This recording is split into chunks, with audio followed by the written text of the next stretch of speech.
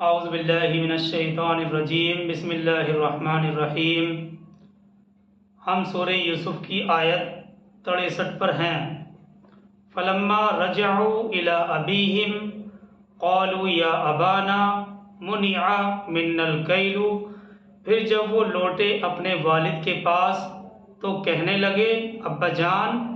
ہم سے ایک پیمانہ روک لیا ہے، یعنی انہوں نے آئندہ کے لیے ہمارے چھوٹے بھائی کے حصے کا غلہ روک لیا ہے، اور وہ ہمیں تبھی ملے گا جب ہم اس کو وہاں لے کر جائیں گے۔ فَأَرْسِلْ مَعَنَا أَخَانَا نَقْتَلْ وَإِنَّا لَهُ لَحَافِظُونَ، تو آئندہ ہمارے بھائی کو ہمارے ساتھ بھیجیے گا تاکہ ہم اس کے حصے کا بھی غلہ لے کر آئیں اور ہم اس کی پوری حفاظت کریں گے۔ اگلی آیت 64 ہے۔ قَالَ هَلْ آمَنُكُمْ عَلَيْهِ إِلَّا كَمَا أَمِنْتُكُمْ عَلَىٰ أَخِيهِ مِنْ قَبْلُ، یعقوب علیہ السلام نے کہا میں اس کے بارے میں اسی طرح تم پر اعتبار کر لوں جیسے میں نے اس کے بھائی یعنی یوسف کے بارے میں پہلے تم پر اعتبار کیا تھا، تو کیا میں تم پر ویسے ہی اعتبار کر لوں، اسی طرح اعتبار کر لوں جیسے میں نے اس کے بھائی یعنی یوسف کے بارے میں تم پر اعتبار کر لیا تھا۔ فَاللَّهُ خَيْرٌ حَافِظًا وَهُوَ أَرْحَمُ الرَّاحِمِينَ، بس اللہ ہی بہترین محافظ ہے اور وہی تمام رحم کرنے والوں میں سب سے بڑھ کر رحم کرنے والا ہے۔ خلاصہ یہ ہے کہ یعقوب علیہ السلام نے یوسف علیہ السلام کے بھائیوں کے ظاہری حالات اور اپنی اولاد کے عہد و پیمان پر بھروسہ نہیں کیا، مگر اللہ کے بھروسے چھوٹے بیٹے کو بھی ساتھ بھیجنے پر تیار ہو گئے۔ اب تک یوسف علیہ السلام کے بھائیوں کی یہ گفتگو یعقوب علیہ السلام سے سفر کے حالات بیان کرنے کے دوران ہو رہی تھی، یعنی وہ آ کر سفر کے دوران جو حالات جو واقعات پیش آئے تھے اسی سے متعلق گفتگو ہو رہی تھی۔ اس دوران جو غلہ اور اناج وہ وہاں سے لائے تھے اس کو ابھی تک انہوں نے کھولا نہیں تھا۔ جب انہوں نے اس سامان کو کھولا تو اس کا ذکر اگلی آیت 65 میں ہے۔ تو یہ جو گفتگو ہو رہی تھی وہ اس وقت ہو رہی تھی کہ ابھی سامان کو کھولا نہیں تھا۔ جب سامان کو کھولا تو اگلی آیت میں اس کا ذکر ہے وَلَمَّا فَتَحُوا مَتَاعَهُمْ وَجَدُوا بِضَاعَتَهُمْ رُدَّتْ إِلَيْهِمْ، اور جب انہوں نے کھولا اپنا سامان تو انہوں نے دیکھا کہ ان کی پونجی انہیں لوٹا دی گئی ہے۔ وَلَمَّا فَتَحُوا مَتَاعَهُمْ وَجَدُوا بِضَاعَتَهُمْ رُدَّتْ إِلَيْهِمْ، اور جب انہوں نے کھولا اپنا سامان تو انہوں نے دیکھا کہ ان کی پونجی ان کی دولت انہیں لوٹا دی گئی ہے۔ قَالُوا يَا أَبَانَا مَا نَبْغِي هَٰذِهِ بِضَاعَتُنَا رُدَّتْ إِلَيْنَا، وہ پکار اٹھے ابا جان ہمیں اور کیا چاہیے، یہ ہماری پونجی بھی ہمیں لوٹا دی گئی ہیں۔ وہ کہنے لگے اے ابا جان اور ہمیں کس بات کا مطالبہ ہو سکتا ہے اور ہمیں اس کے علاوہ کیا چاہیے۔ وہ پکار اٹھے ابا جان ہمیں اور کیا چاہیے، یہ ہماری پونجی بھی ہمیں لوٹا دی گئی ہے۔ آگے اسی آیت میں ہے وَنَمِيرُ أَهْلَنَا وَنَحْفَظُ أَخَانَا وَنَزْدَادُ كَيْلَ بَعِيرٍ ذَلِكَ كَيْلٌ يَسِيرٌ، اب ہم جائیں گے اور اپنے اہل و عیال کے لیے غلہ لائیں گے اور اپنے بھائی کی حفاظت کریں گے اور ایک اونٹ کا بوجھ زیادہ لائیں گے۔ یہ اضافی بوجھ لانا اب بہت آسان ہے۔ وَنَمِيرُ أَهْلَنَا وَنَحْفَظُ أَخَانَا وَنَزْدَادُ كَيْلَ بَعِيرٍ ذالک کیل یسیر، وہ کہنے لگے اب ہم جائیں گے اور اپنے اہل و عیال کے لیے غلہ اناج لائیں گے اور اپنے بھائی کی حفاظت کریں گے، اور ایک اونٹ کا بوجھ کے برابر اناج زیادہ لائیں گے، اور یہ اضافی بوجھ لانا اب بہت آسان ہے۔ یعنی یوسف علیہ السلام کے بھائیوں نے کہا کہ اس معاملے سے معلوم ہوا، ہمیں معلوم ہوتا ہے کہ عزیز مصر ہم پر بہت مہربان ہے، اس لیے کوئی اندیشہ نہیں، کوئی فکر نہیں، ہم پھر جائیں گے اور اپنے خاندان والوں کے لیے غلہ لائیں گے اور بھائی کو بھی حفاظت سے رکھیں گے، اور ہمیں بھائی کے حصے کا بھی غلہ مل جائے گا، کیونکہ اس وقت جو ہم غلہ لائے ہیں یہ تو ہمارے خرچ کے مقابلے میں بہت تھوڑا ہے، ناکافی ہے، اور یہ غلہ اور اناج تو چند دنوں میں ہی ختم ہو جائے گا۔ آگے چلتے ہیں آیت 66 کی طرف۔ قال لن ارسلہ معکم حتی تؤتونی موثقا من اللہ لتأتوننی بہ الا ان یحاط بکم۔ یعقوب علیہ السلام نے فرمایا میں اسے ہرگز نہیں بھیجوں گا تمہارے ساتھ۔ قال لن ارسلہ معکم، انہوں نے فرمایا میں اسے ہرگز نہیں بھیجوں گا تمہارے ساتھ، یہاں تک کہ تم میرے سامنے پختہ قسم کھاؤ، پختہ عہد اور پیمان کرو اللہ کی کہ تم لازماً اسے لے کر آؤ گے میرے پاس، سوائے اس کے کہ تم سب کو گھیرے میں لے لیا جائے۔ یعنی میں اس وقت تک تمہارے ساتھ نہیں بھیجوں گا جب تک کہ تم میرے سامنے پختہ قسم نہ کھا لو اللہ کی کہ تم لازماً ضرور اس کو واپس لے کر آؤ گے میرے پاس، سوائے اس کے کہ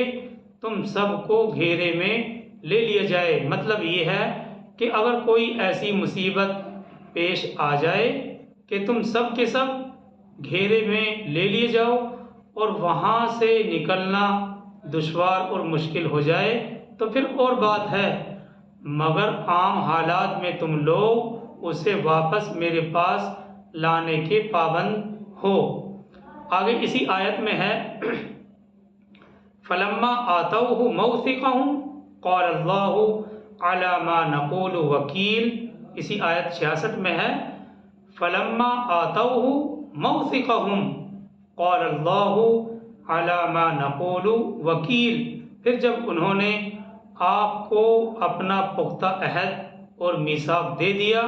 تو یعقوب علیہ السلام نے فرمایا کہ جو کچھ ہم کر رہے ہیں اللہ اس پر نگہبان ہے، اللہ ہی اس کا محافظ ہے۔ قال اللہ علی ما نقول فلما آتوہ موثقہم قال اللہ علی ما نقول وکیل۔ پھر جب انہوں نے آپ کو یعنی یعقوب علیہ السلام کو پختہ عہد اور میثاق دے دیا تو یعقوب علیہ السلام نے فرمایا کہ جو کچھ ہم کر رہے ہیں اللہ اس پر نگہبان ہے۔ دیکھیے ان آیات میں تمام انسانیت کے لیے یہ ہدایتیں ہیں، ان کو سمجھنا چاہیے۔ پہلی ہدایت یہ ہے کہ یوسف علیہ السلام کے بھائیوں سے جو خطا اس سے پہلے سرزد ہوئی تھی وہ بہت سے کبیرہ اور شدید گناہوں پر مشتمل تھی۔ جو رویہ یوسف علیہ السلام کے بھائیوں کا تھا اور جو خطا اس سے پہلے ان سے سرزد ہوئی وہ بہت سے کبیرہ اور شدید گناہوں پر مشتمل تھی۔ مثال کے طور پر جھوٹ بول کر والد کو اس بات پر آمادہ کرنا کہ یوسف کو ان کے ساتھ تفریح کے لیے بھیج دیں، اور والد سے عہد کر کے اس کی خلاف ورزی کرنا، جھوٹے معصوم بھائی سے بے رحمی اور شدت کا برتاؤ کرنا، اور ضعیف والد کی انتہائی دل آزاری کی پرواہ نہ کرنا، ایک بے گناہ معصوم انسان کو قتل کرنے کا منصوبہ بنانا، اور ایک آزاد انسان کو زبردستی غلامی پر مجبور کرنا، یہ ایسے انتہائی جرائم تھے کہ جب حضرت یعقوب علیہ السلام پر واضح ہو گیا کہ انہوں نے جھوٹ بولا ہے اور جان بوجھ کر انہوں نے ایسا کیا ہے، یوسف علیہ السلام کو ضائع کیا ہے، بلکہ وہ بدستور، تو اس کا تقاضا بظاہر یہ تھا، جب انہوں نے جان لیا، پہچان لیا کہ انہوں نے ہی یوسف کو ضائع کیا ہے، تو اس بات کا تقاضا یہ تھا کہ وہ ان سے تعلق ختم کر لیتے یا ان کو اپنے یہاں سے نکال دیتے،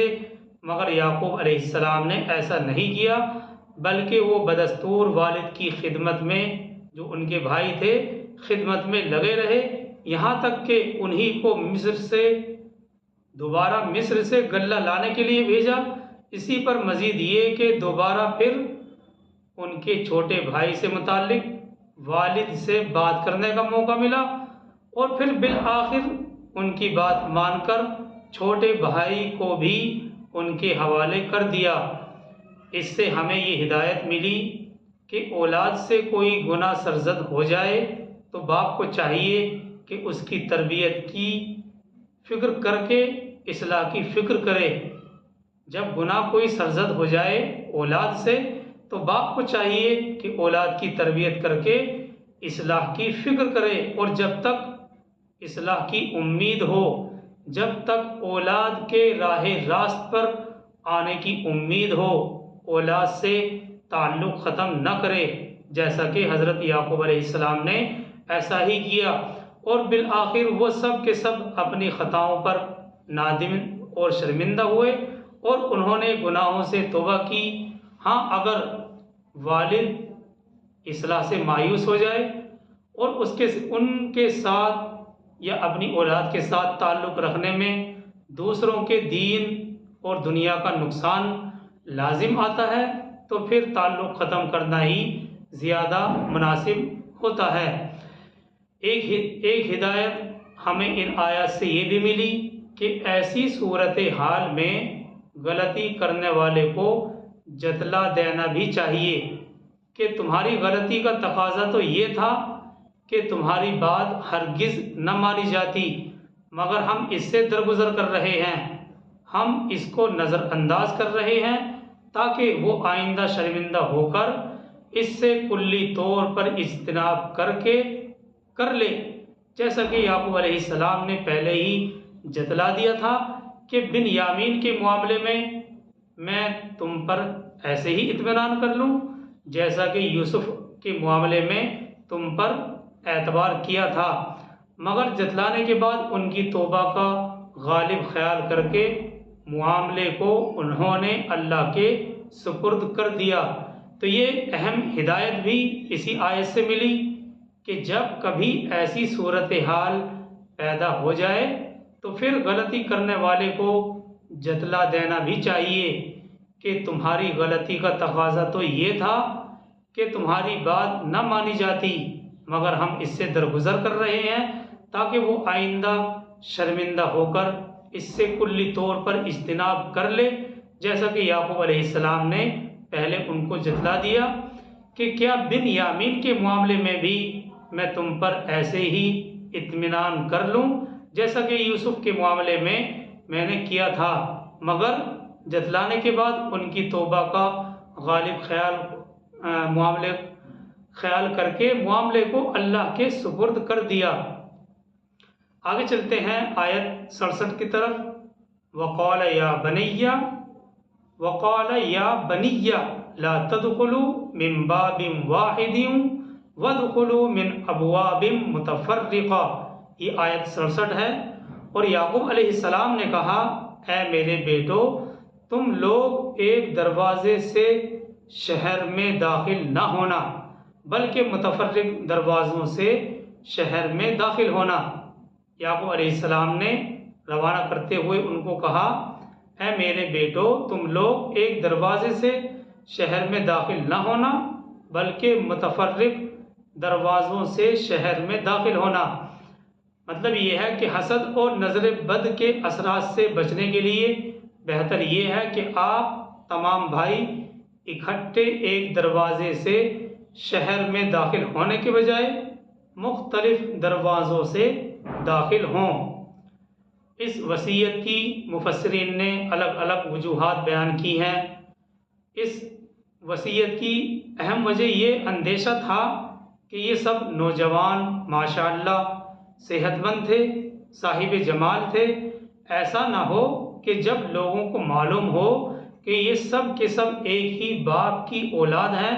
اور بھائی بھائی ہیں، تو ہو سکتا ہے کہ کسی کی نظر بد لگ جائے جس سے ان کو کوئی تکلیف پہنچ جائے،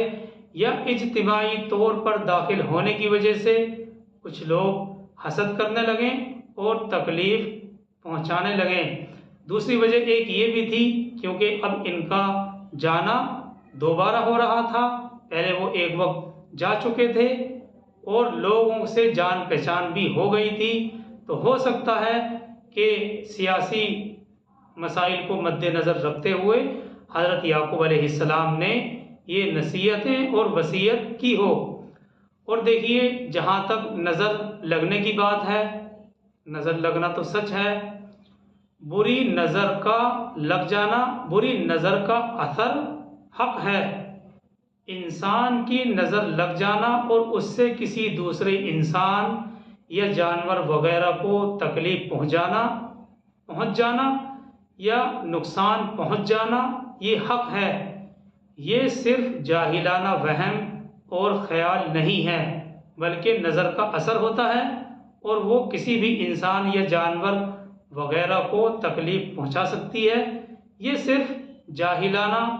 وہم اور خیال نہیں ہے، اسی لیے یعقوب علیہ السلام کو اس کی فکر ہوئی۔ تفسیر قرطبی میں ہے کہ رسول کریم صلی اللہ علیہ وسلم نے فرمایا کہ رسول کریم صلی اللہ علیہ وسلم نے اس کی تصدیق بھی فرمائی۔ ایک حدیث میں ہے کہ نظر بد انسان کو قبر میں اور اونٹ کو ہنڈیا میں داخل کر دیتی ہے۔ اسی لیے رسول کریم صلی اللہ علیہ وسلم نے جن چیزوں سے پناہ مانگی ہے اور امت کو پناہ مانگنے کی جن چیزوں سے تلقین فرمائی ہے، ان میں من کل عین لامۃ بھی مذکور ہے، یعنی احادیث میں یہ جملہ بھی مذکور ہے، من کل عین لامۃ، یعنی میں پناہ مانگتا ہوں نظر بد سے۔ اسی طرح ابن کثیر نے اپنی تفسیر میں یہ نقل کیا ہے کہ نظر کا لگ جانا حق ہے، گھوڑے سوار کو یہ گرا دیتی ہے۔ ابن کثیر میں یہ بھی ہے کہ یہ تقدیر میں ہیر پھیر نہیں کر سکتی، یہ گھوڑے سوار کو گرا دیتی ہے لیکن یہ تقدیر میں ہیر پھیر نہیں کر سکتی۔ خدا کا چاہا پورا ہو کر ہی رہتا ہے، حکم اسی کا چلتا ہے۔ کون ہے جو اس کے ارادے کو بدل سکے، اس کے فرمان اور حکم کو ٹال سکے، اس کی قضا کو لوٹا سکے؟ قرطبی کہتے ہیں کہ تمام علماء امت اہل سنت والجماعت کا اس بات پر اتفاق ہے کہ نظر لگ جانا اور اس سے نقصان پہنچ جانا حق ہے۔ یہ علامہ تفسیر قرطبی کا قول ہے کہ تمام علماء امت اہل سنت والجماعت کا اس بات پر اتفاق ہے کہ نظر کا لگ جانا اور اس سے نقصان پہنچ جانا حق ہے۔ آگے اسی آیت 67 میں ہے وَمَا أُغْنِي عَنْكُمْ مِنَ اللَّهِ مِنْ شَيْءٍ، اور میں تم کو بچا نہیں سکتا اللہ کے فیصلے سے کچھ بھی۔ وَمَا أُغْنِي عَنْكُمْ مِنَ اللَّهِ مِنْ شَيْءٍ، اور میں تم کو بچا نہیں سکتا اللہ کے فیصلے سے کچھ بھی، یعنی میں اللہ کے کسی فیصلے کو تم لوگوں سے نہیں ٹال سکتا۔ اگر اللہ کی مشیت تم لوگوں کو اللہ کی مشیت میں اگر تم لوگوں کو کوئی نقصان منظور ہے تو میں اسے روک نہیں سکتا۔ یہ صرف انسانی کوشش کی حد تک تدابیر ہیں جو ہم اختیار کر سکتے ہیں۔ آگے اسی آیت میں ہے ان الحکم الا للہ علیہ توکلت وعلیہ فلیتوکل المتوکلون، اختیاری مطلق تو صرف اللہ ہی کا ہے، اسی پر میں نے توکل کیا ہے اور تمام توکل کرنے والوں کو اسی پر توکل کرنا چاہیے۔ اختیار مطلق ان الحکم الا للہ علیہ توکلت وعلیہ فلیتوکل المتوکلون۔ اختیار مطلق تو صرف اللہ ہی کا ہے، اس پر میں نے توکل کیا ہے، اور تمام توکل کرنے والوں کو اسی پر توکل کرنا چاہیے۔ اگلی آیت 68 ہے، وَلَمَّا دَخَلُوا مِنْ حَيْثُ أَمَرَهُمْ أَبُوهُمْ، تو جب وہ داخل ہوئے جہاں سے انہیں حکم دیا تھا ان کے والد نے، مَا كَانَ يُغْنِي عَنْهُمْ مِنَ اللَّهِ مِنْ شَيْءٍ إِلَّا حَاجَةً فِي نَفْسِ يَعْقُوبَ قَضَاهَا، وہ یعنی یعقوب علیہ السلام وہ بچانے والے نہیں تھے ان کو اللہ کے فیصلے سے کچھ بھی، سوائے اس کے کہ یعقوب کے دل میں ایک خیال تھا جو اس نے پورا کر لیا۔ یعنی حضرت یعقوب علیہ السلام کے دل میں ایک کھٹک تھی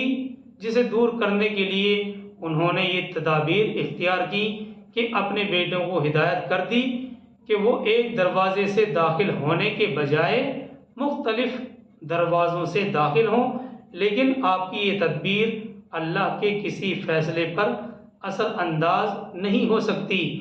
آگے اسی آیت میں ہے وَإِنَّهُ لَذُو عِلْمٍ لِمَا عَلَّمْنَاهُ وَلَكِنَّ أَكْثَرَ النَّاسِ لَا يَعْلَمُونَ، اور یقیناً آپ صاحب علم تھے۔ اللہ تعالیٰ فرماتے ہیں اور یقیناً آپ یعنی یعقوب علیہ السلام صاحب علم تھے، علم والے تھے،